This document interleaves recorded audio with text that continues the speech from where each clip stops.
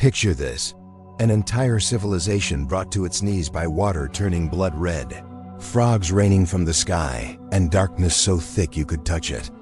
For thousands of years, people have wondered whether the biblical plagues of Egypt were divine miracles, ancient folklore, or something far more extraordinary.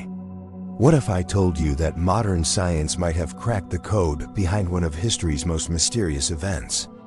What if these weren't supernatural interventions at all, but a catastrophic chain reaction triggered by forces of nature so powerful they reshaped the ancient world forever? The story begins in the shadows of the pyramids, where Hebrew slaves toiled under the scorching Egyptian sun. According to the book of Exodus, their cries for freedom reached the heavens, and God sent Moses to confront the most powerful ruler on earth with a simple demand: "Let my people go."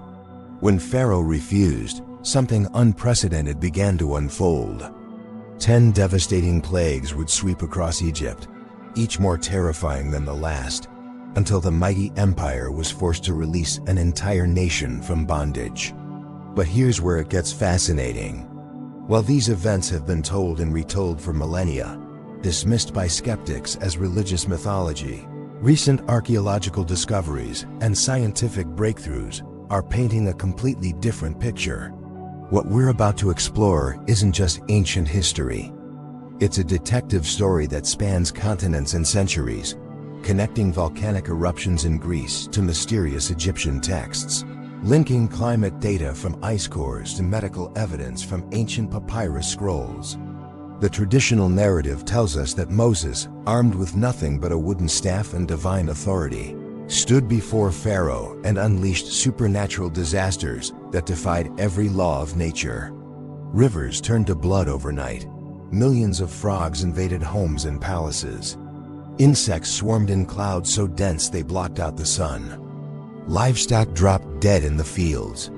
Hail mixed with fire rained from clear skies. Locusts devoured everything green. Darkness fell for 3 days straight. And finally, death itself stalked through the land, claiming the firstborn of every Egyptian family.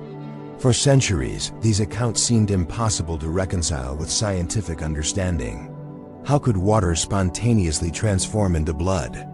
Where did millions of frogs suddenly appear from? What force could summon swarms of insects on command? The gulf between faith and science appeared unbridgeable, leaving believers and skeptics talking past each other in an endless debate. But what if we've been looking at this mystery from the wrong angle entirely? What if the plagues weren't violations of natural law, but rather the most spectacular demonstration of natural forces ever recorded? Recent discoveries suggest that around 3,500 years ago, one of the most powerful volcanic eruptions in human history occurred on the Greek island of Santorini, then known as Thera. This wasn't just any volcanic event.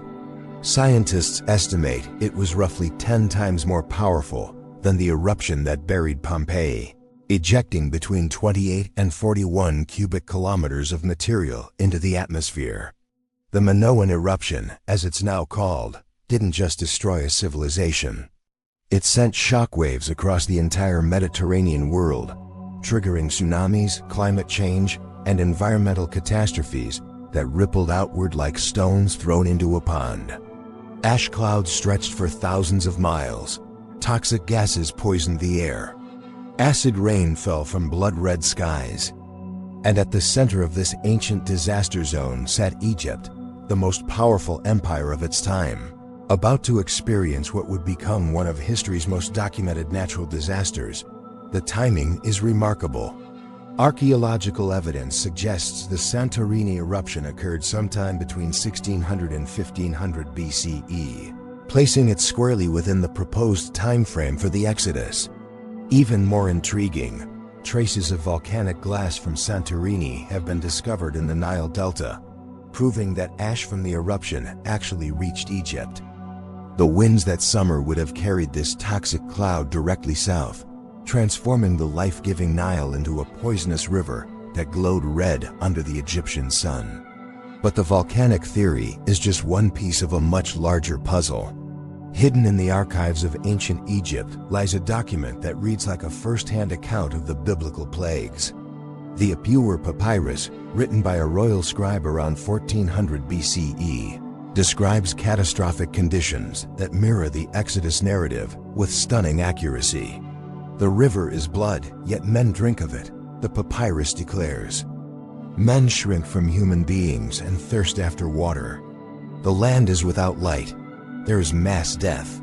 Servants leave, clad in gold and precious materials. For generations, scholars dismissed these parallels as coincidence.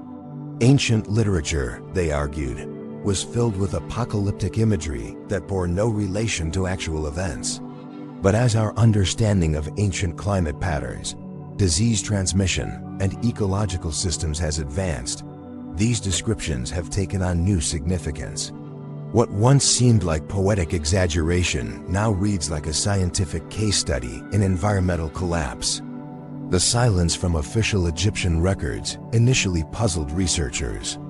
Why would such devastating events leave no trace in the pharaoh's carefully maintained chronicles?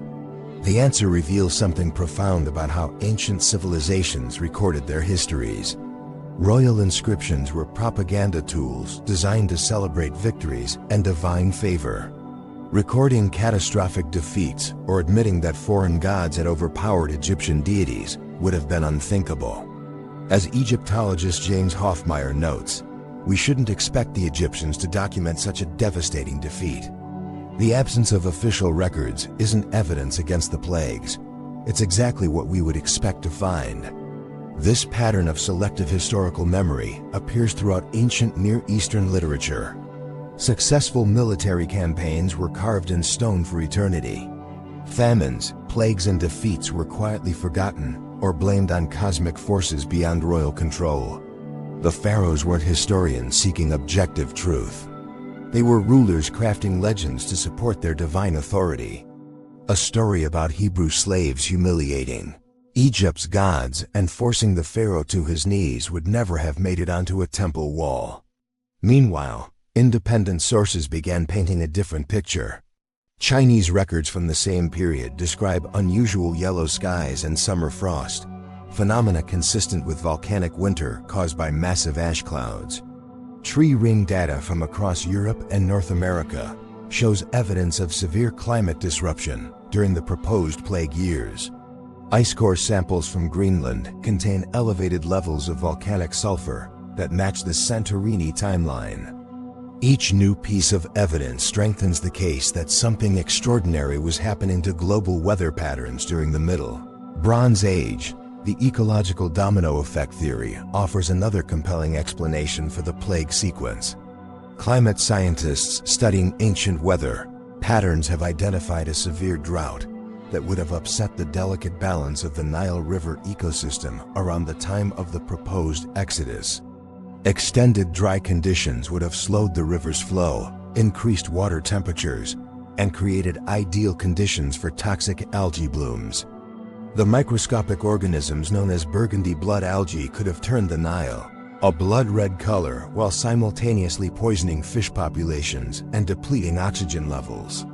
This single environmental change could have triggered a cascade of disasters that perfectly matches the biblical sequence.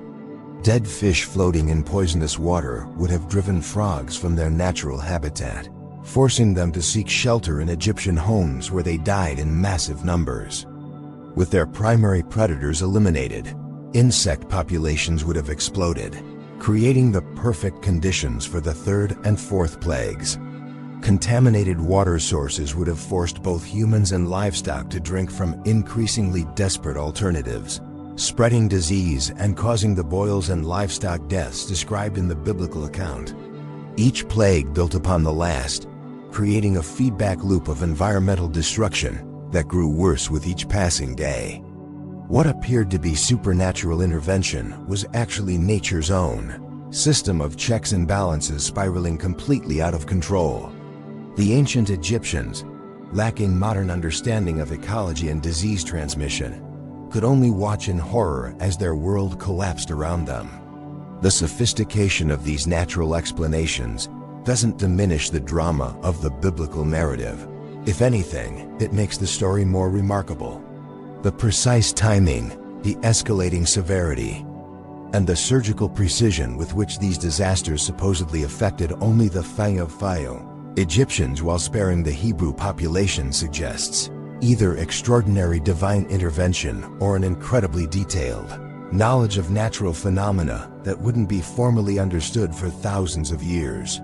Archaeological evidence continues to support the historical reality of catastrophic events in ancient Egypt during the proposed plague period. Excavations have revealed sudden changes in burial practices, increased construction of temples dedicated to protective deities, and evidence of mass population movements that align with the biblical timeline. The famous Workers' Cemetery near Thebes shows signs of hasty burials with reduced grave goods, suggesting a period when normal funeral rites were disrupted by crisis. Medical papyri from the period describe diseases and symptoms that match several of the biblical plagues.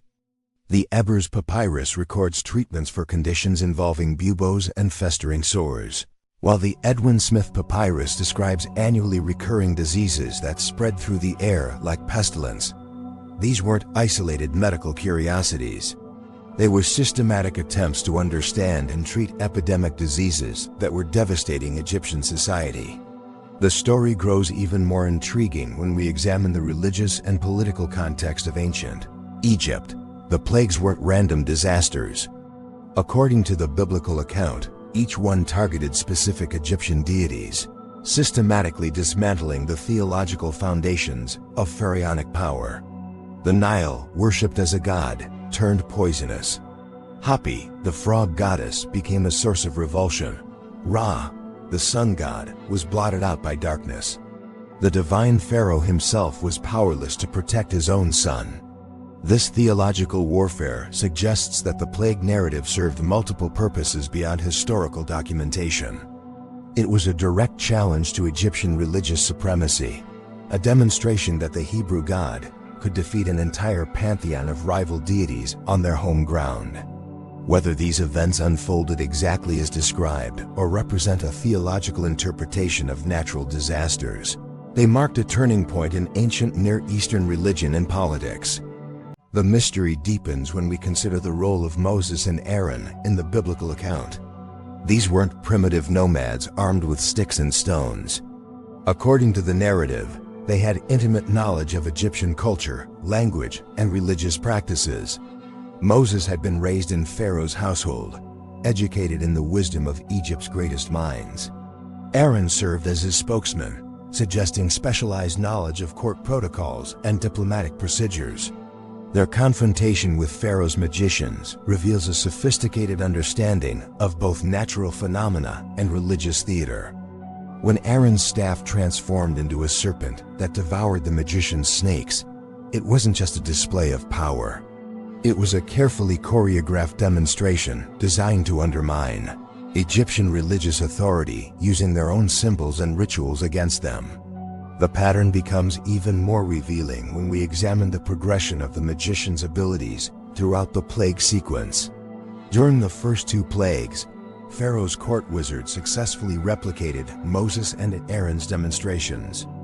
They turned water to blood and summoned frogs, matching miracle for miracle in what must have been an extraordinary display of ancient knowledge. But here's where the story takes a fascinating turn. When the third plague struck, bringing forth swarms of gnats or lice, the Egyptian magicians found themselves completely powerless. Their admission of defeat carries profound implications. These weren't street performers or charlatans. They were the elite practitioners of Egyptian religious science, masters of techniques that had been refined over centuries. Yet they declared that what they witnessed was the finger of God, acknowledging a force beyond their understanding or ability to manipulate. This moment marks a crucial shift in the narrative, suggesting that whatever was happening had moved beyond the realm of natural phenomena that could be predicted or controlled. The progression reveals something remarkable about ancient knowledge systems. The early plagues involved water chemistry and animal behavior, areas where Egyptian priests might have possessed sophisticated understanding. Ancient Egypt was, after all, a civilization built on mastering the Nile's annual floods.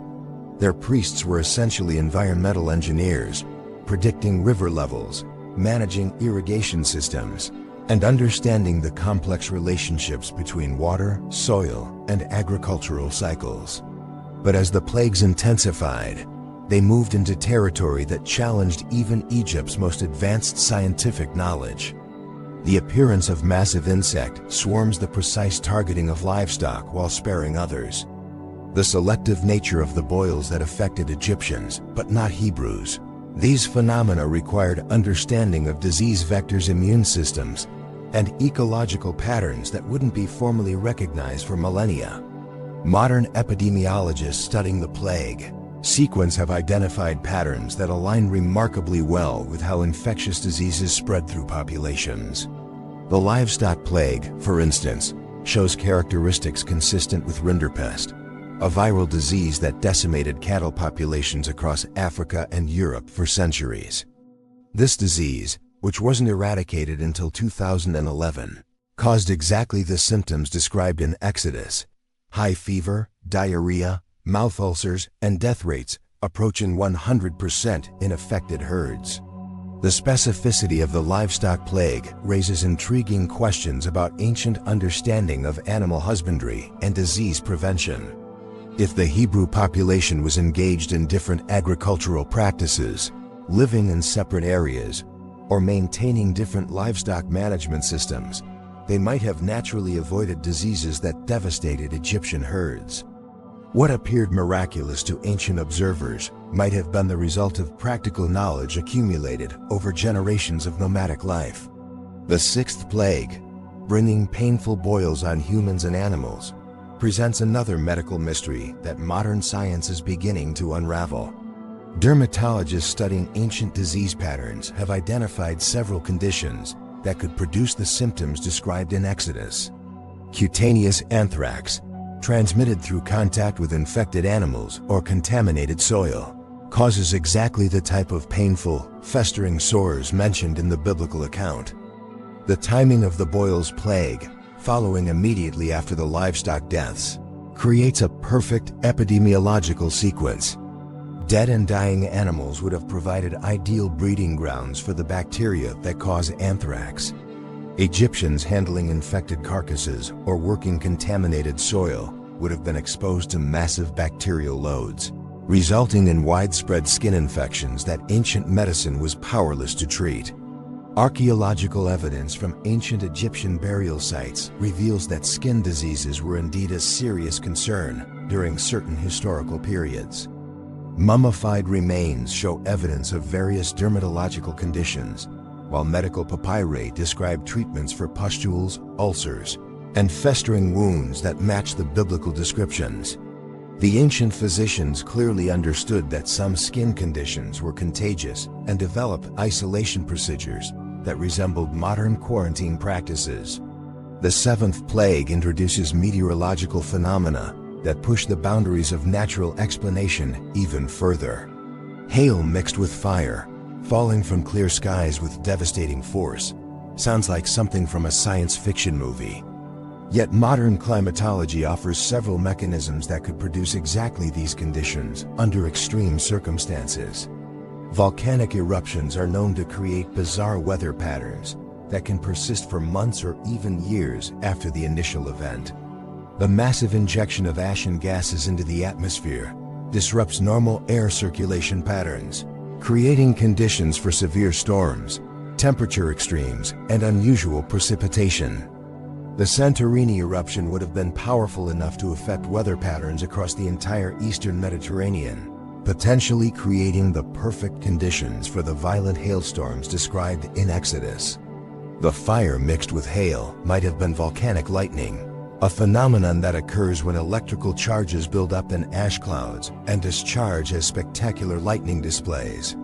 Witnesses to modern volcanic eruptions have described exactly this type of fiery hail, where lightning accompanies unusual precipitation patterns created by atmospheric disturbances. The ancient Egyptians, lacking modern meteorological understanding, would have interpreted such events as supernatural manifestations of divine anger. Climate data from ice cores and tree rings confirms that the Middle Bronze Age was a period of significant atmospheric disruption across the northern hemisphere. Volcanic winter effects from major eruptions can persist for years, creating conditions for crop failures, unusual weather patterns, and ecological stress that make populations vulnerable to exactly the types of disasters described in the plague narrative. The eighth plague brings us face to face with one of nature's most feared phenomena: locust swarms of biblical proportions. Modern entomologists studying ancient climate patterns have identified conditions that would have been perfect for massive locust outbreaks during the proposed plague period. Extended drought followed by sudden moisture creates ideal breeding conditions for desert locusts, insects capable of forming swarms containing billions of individuals that can travel hundreds of miles and consume every piece of vegetation in their path. Locust swarms remain a serious threat in the modern world, despite advances in pest control technology.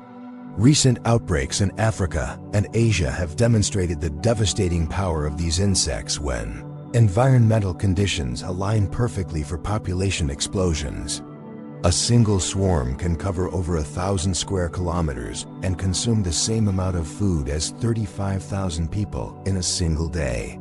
The biblical description of locusts covering the land so thickly that the ground could not be seen matches historical accounts of major swarm events.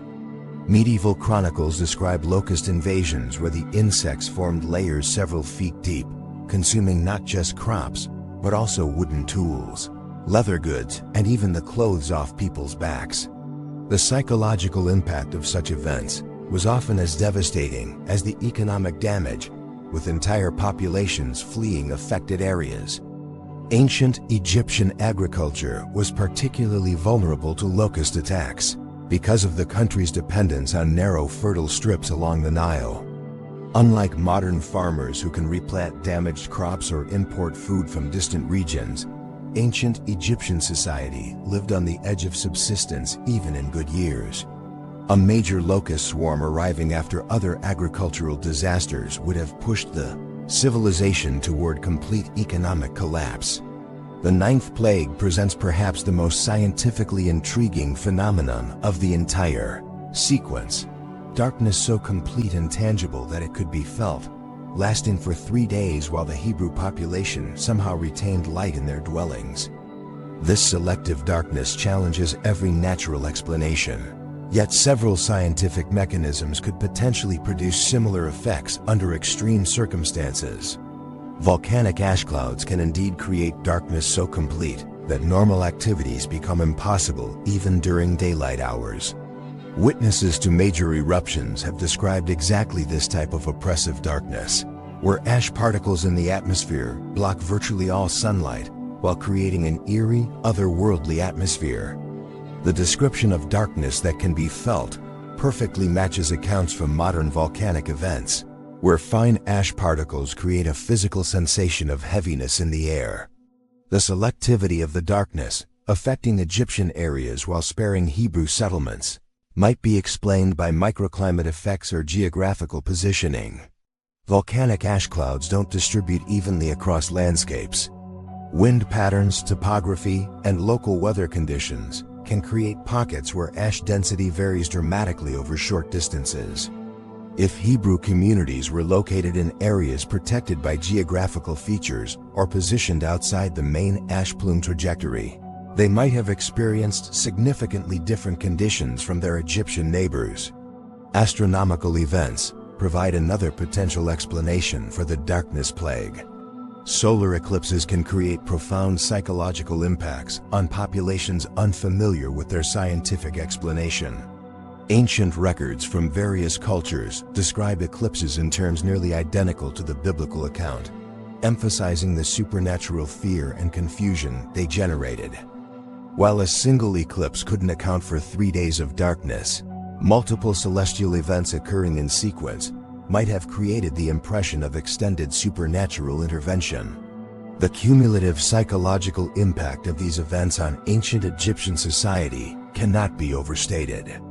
Each plague built upon the last, creating a cascade of fear, economic disruption, and social chaos that would have tested the foundations of one of the world's most stable civilizations. The Pharaoh's repeated promises to release the Hebrew slaves, followed by his changes of heart, reflect the desperate calculations of a ruler watching his empire crumble around him. Religious inscriptions from the period show increased devotion to protective deities and desperate appeals for divine intervention to restore cosmic order. The construction of new temples and the increased production of protective amulets suggest a population seeking supernatural solutions to problems that seemed beyond human understanding or control. Even the mighty Egyptian priesthood, masters of religious technology that had maintained social order for millennia, found themselves powerless against forces they couldn't explain or predict. The political implications of these disasters extended far beyond Egypt's borders. Ancient diplomatic correspondence reveals a complex web of international relationships that would have been severely disrupted by the collapse of Egyptian power. The Amarna letters, clay tablets discovered in the ruins of Akhenaten's capital city, document urgent communications between Egyptian officials and their vassal states during periods of crisis. References to epidemic diseases, failed harvests, and social unrest paint a picture of an empire struggling to maintain control over distant territories while dealing with catastrophic problems at home. Trade networks that had sustained Mediterranean civilizations for centuries suddenly found themselves without their most reliable partner. Egyptian gold, grain, and manufactured goods had been the backbone of international commerce. When these resources disappeared virtually overnight, it created economic shockwaves that rippled across the ancient world. Mesopotamian records describe mysterious shortages of Egyptian products, while Canaanite cities report sudden influxes of refugees fleeing northward from the Nile Delta. The strategic implications were enormous. Egypt had been the dominant military power in the region, with professional armies and advanced weapons technology that kept potential enemies in check. The sudden withdrawal of Egyptian influence created a power vacuum that ambitious neighbors were quick to exploit. Archaeological evidence suggests increased military activity across the Levant during this period, with fortified cities expanding their defenses and new settlements appearing in previously disputed territories. But perhaps the most remarkable aspect of the plague narrative isn't the disasters themselves, but the surgical precision with which they supposedly distinguished between Egyptian and Hebrew populations. Modern epidemiologists studying disease patterns have identified several mechanisms that could theoretically produce such selective effects, though none fully explain the biblical account without invoking extraordinary circumstances or divine intervention. Genetic factors might have played a crucial role in determining who survived certain diseases. Different population groups often develop varying levels of resistance to specific pathogens based on their ancestral exposure patterns. The Hebrew population, with its nomadic background and different genetic heritage, might have possessed natural immunities that protected them from diseases that devastated their Egyptian neighbors. Sickle cell anemia, for instance, provides protection against malaria while causing other health problems, creating exactly the type of population-specific disease resistance that could appear miraculous to ancient observers. Dietary differences between Egyptian and Hebrew communities could have created dramatically different health outcomes during periods of environmental stress. Egyptian cuisine relied heavily on fish from the Nile, grain-based foods, and domesticated animals that grazed on Nile floodplains. If the river became contaminated with toxins or algae, Egyptians consuming these foods would have faced much higher exposure levels than Hebrew populations maintaining different dietary traditions. Ancient medical texts describe various food poisoning syndromes that match symptoms associated with several of the biblical plagues. Housing patterns provide another potential explanation for selective disaster effects. Egyptian architecture emphasized permanence and integration with the Nile flood cycle. Homes were built from mud bricks that incorporated river silt, creating structures that were deeply connected to the local ecosystem. Hebrew settlements, reflecting their nomadic origins, likely emphasized portability and separation from local environmental systems. During periods of ecological crisis, these different approaches to shelter and community planning could have created vastly different survival rates. The livestock plague presents particularly intriguing possibilities for selective effects based on animal husbandry practices. Egyptian cattle were primarily zebu breeds adapted to river valley conditions, while Hebrew herds likely included different genetic lines better suited to semi-arid environments. Disease outbreaks often target specific animal populations based on their genetic susceptibility, breeding practices, and environmental exposure. A pathogen that devastated Egyptian herds might have been relatively harmless to Hebrew livestock, with different genetic profiles or management systems. Agricultural timing could have created another layer of protection for Hebrew communities. Egyptian farming followed the predictable rhythm of Nile floods, with planting and harvesting schedules determined by river levels rather than seasonal weather patterns.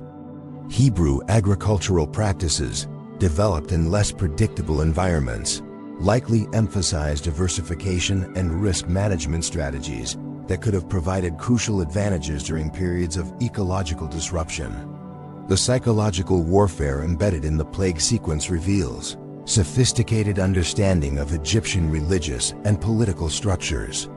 Each disaster targeted specific deities in Egypt's complex pantheon, systematically undermining the theological foundations of pharaonic authority. The Nile was worshipped as Hapi, a god of fertility and abundance. Frogs were sacred to Hecate, a goddess of childbirth.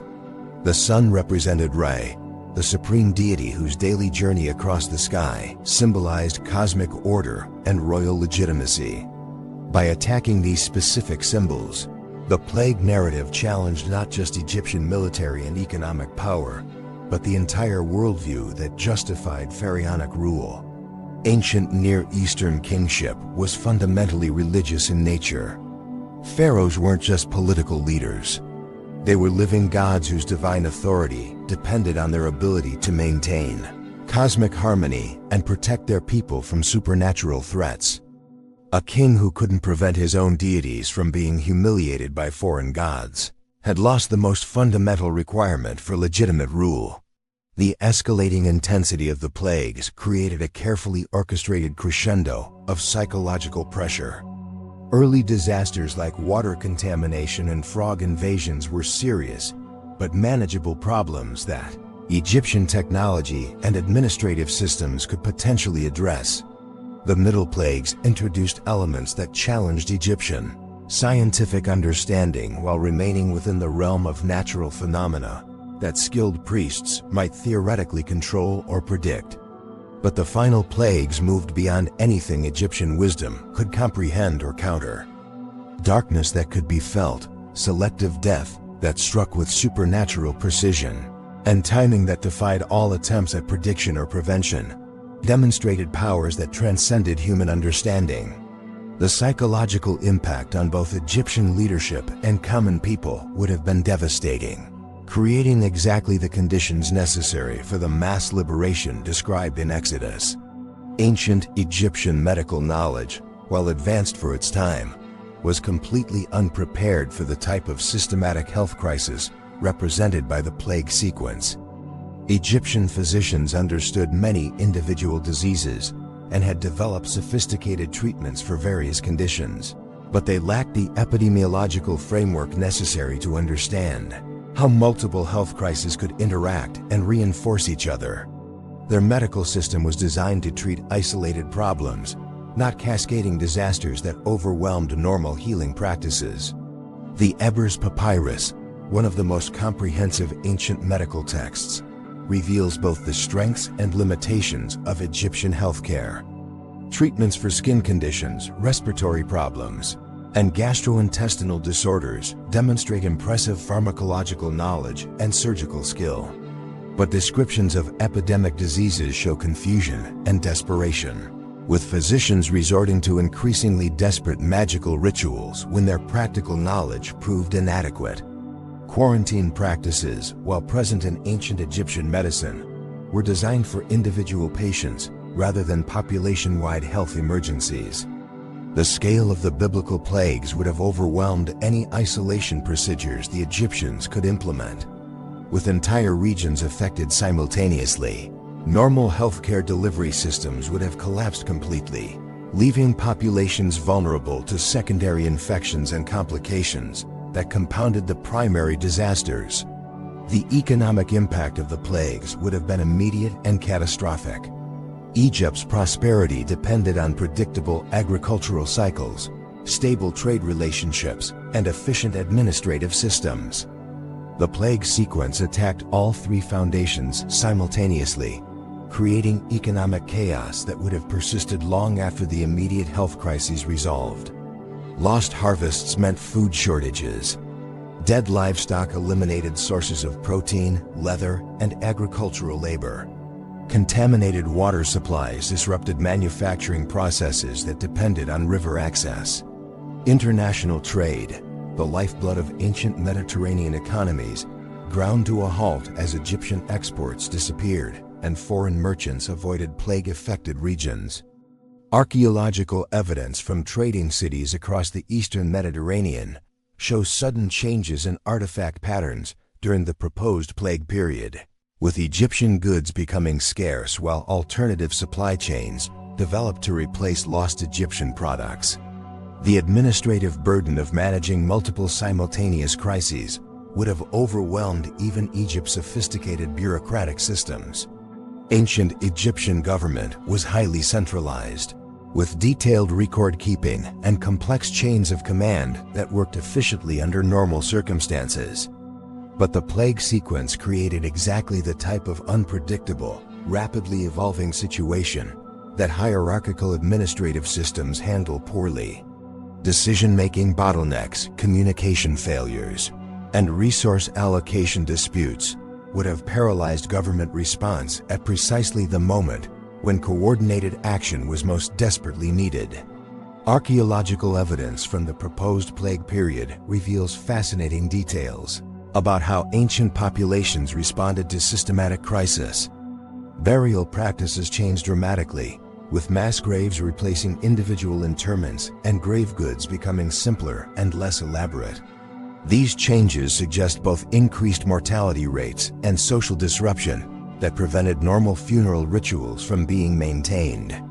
Construction projects show similar patterns of disruption and adaptation. Major building programs were abandoned mid-construction, while defensive works received increased attention and resources.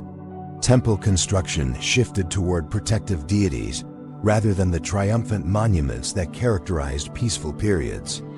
These archaeological patterns suggest populations redirecting resources toward immediate survival needs rather than long-term cultural projects.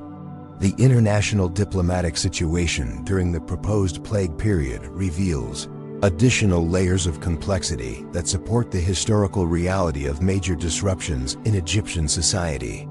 Vassal states throughout the Egyptian empire began asserting greater independence, while enemy nations that had been held in check by Egyptian military power suddenly became more aggressive. The careful balance of power that had maintained regional stability for centuries began to collapse as Egypt's ability to project force declined.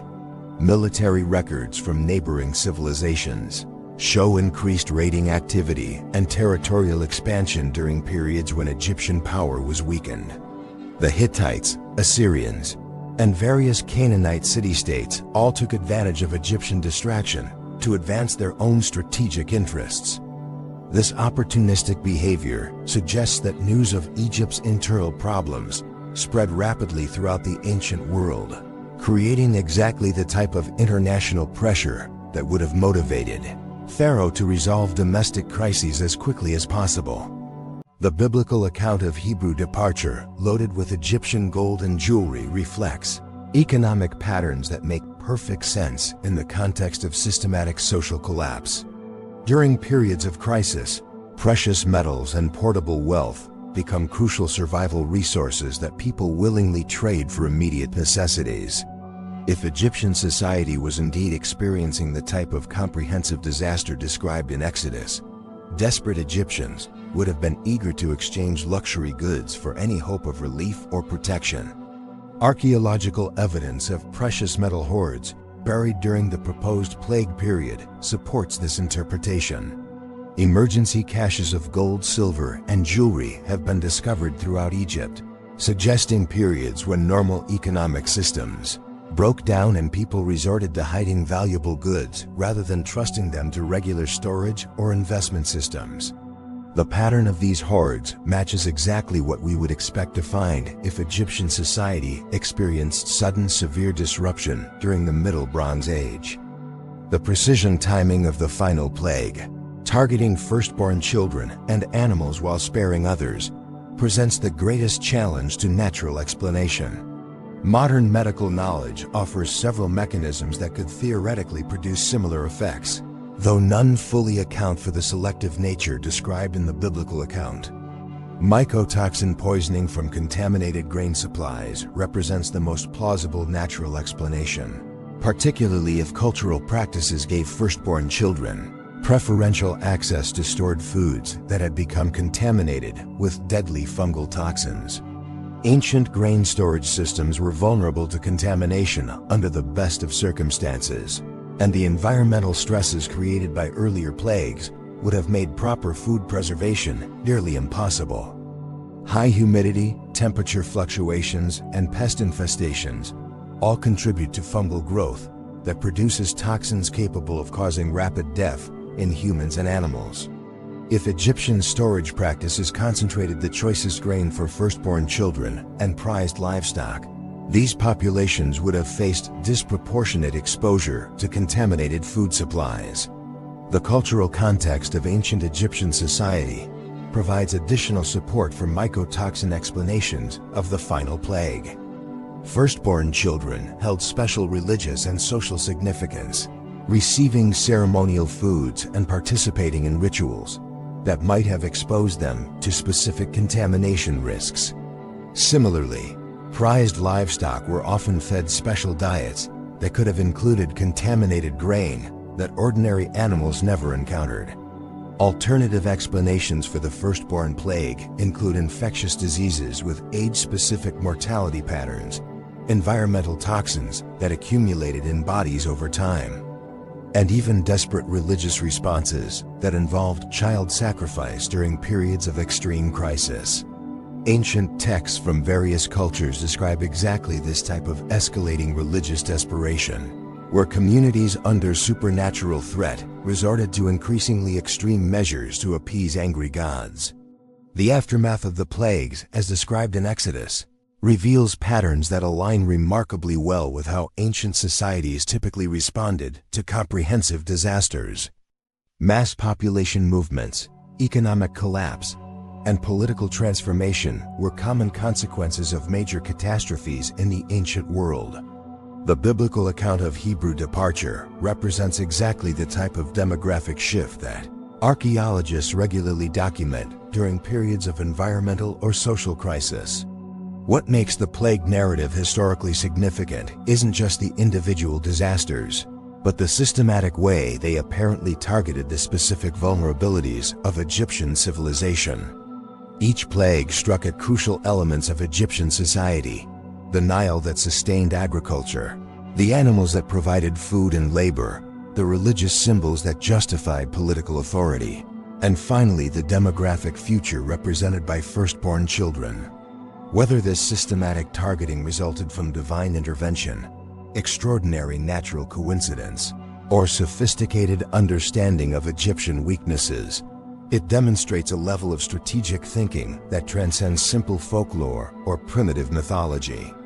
The global context of the Middle Bronze Age provides the final piece of evidence supporting the historical reality of extraordinary events in ancient Egypt. This was a period of massive environmental and social upheaval across the entire Mediterranean world. Climate disruption, volcanic activity, population movements, and civilizational collapse were widespread, phenomena that affected virtually every major culture in the region. Egypt's experience during the proposed plague period fits perfectly into this broader pattern of Bronze Age crisis and transformation. The evidence doesn't end there. When we examine the global impact of Bronze Age catastrophes, we discover that Egypt wasn't suffering alone. Civilizations across the Mediterranean were experiencing their own versions of collapse during this exact same period. The mighty Minoan civilization, masters of the seas, vanished almost overnight. Mycenaean Greece descended into chaos. Even distant China recorded unusual atmospheric phenomena in their ancient chronicles. This wasn't just regional bad luck. It was a coordinated global crisis that suggests massive environmental forces at work on a scale that ancient peoples could never have imagined. The interconnected nature of these disasters points to something far more significant than localized natural events or isolated divine interventions. Perhaps most remarkably, modern archaeological techniques are revealing details that ancient scribes could never have recorded. Soil samples from the Nile Delta contain volcanic glass that can be traced directly to Santorini. Ice cores from Greenland show elevated sulfur levels that match the proposed plague timeline. Tree rings from across Europe and North America display the telltale patterns of volcanic winter and climate disruption. Each new discovery adds another piece to a puzzle that has been 3.5 millennia in the making. What emerges isn't a simple story of supernatural intervention or natural coincidence, but something far more complex and fascinating. The plagues of Egypt appear to represent a perfect storm of environmental, social, and political factors that aligned in ways that seemed impossible to ancient observers. The real mystery isn't whether the plagues happened. It's how a Bronze Age civilization managed to survive and document such a comprehensive disaster with enough accuracy that modern science can still trace the evidence thousands of years later. The biblical account, whether viewed as religious truth or historical testimony, preserves details about ancient environmental catastrophes that no other source has maintained with such precision and completeness. What does this mean for us today? The plague narrative serves as a powerful reminder that even the mightiest civilizations remain vulnerable to forces beyond their control. Egypt was the superpower of its age, blessed with advanced technology, military might, and administrative sophistication that wouldn't be matched for centuries. Yet when nature unleashed its fury, all of that human achievement proved fragile as morning mist. Climate change, volcanic eruptions, and ecological collapse didn't disappear with the Bronze Age. They remain constant threats that modern civilization ignores at its own peril. The plagues of Egypt offer a sobering case study in how quickly environmental disasters can cascade into social, economic, and political catastrophes that reshape entire regions. Whether you view these events through the lens of faith or science, one truth emerges clearly. The ancient world was far more interconnected and vulnerable than we often imagine. A volcanic eruption in Greece could trigger famines in Egypt. Climate disruption in one region could send refugees streaming across international borders. Disease outbreaks could topple empires that had seemed invincible just years before. The bizarre plagues of Egypt weren't just ancient history. They were a preview of the challenges that complex civilizations have always faced when confronted with forces that transcend human understanding and control. In our own age of global interconnection and environmental uncertainty, perhaps we have more to learn from Pharaoh's experience than we might care to admit. The mystery continues to unfold as new evidence emerges from archaeological sites across the Mediterranean. Each discovery adds depth to our understanding of one of history's most extraordinary events. Whether divine miracle, natural disaster, or something beyond our current comprehension, the plagues of Egypt remain a testament to the awesome power of forces that can humble even the greatest empires and change the course of human history forever.